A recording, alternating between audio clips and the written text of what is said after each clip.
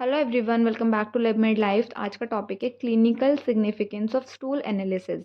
Stool analysis क्यों करते हैं, क्या इसका क्लिनिकल सिग्निफिकेंस है, इससे कौन सी डिजीज़ का पता चलता है। ये पढ़ेंगे कुछ इंपॉर्टेंट पॉइंट्स। वो शॉर्ट वीडियो होगी ये।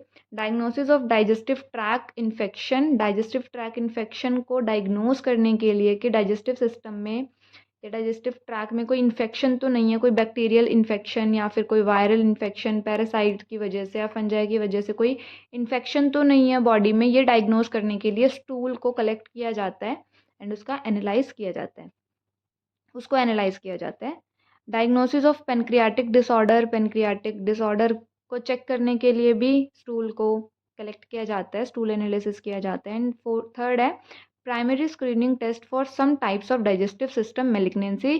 कभी कभी डाइजेस्टिव सिस्टम मेलिग्नेंसी को भी डिटेक्ट करने के लिए, उसका स्क्रीनिंग करने के लिए भी स्टूल एनालिसिस होती है, सच एज कोलन कैंसर। जैसे अगर किसी को कोलन कैंसर हो एंड इसको पता लगाना हो कि इसे कॉलन कैंसर है या नहीं है, तो उस केस में भी स्टूल को एनालाइज किया जाता है, स्टूल का एनालिसिस किया जाता है। एंड फोर्थ है primary screening test for peptic ulcer disease and some times of anaemia.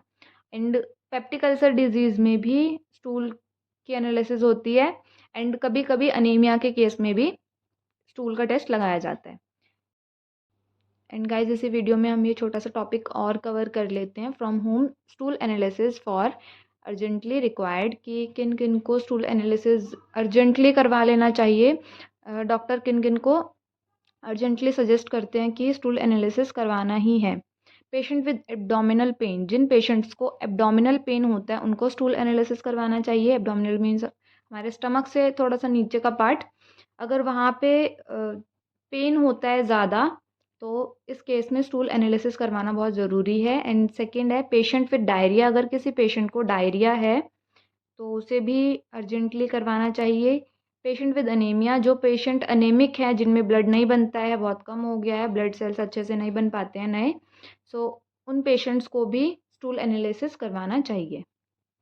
Hope guys you like the video, and don't forget to like, share and subscribe for more videos. And if you have any confusion or doubt, so you can DM me on Instagram, and also you can let me know in the comment section, and I will definitely answer your doubt or question. Okay, thank you.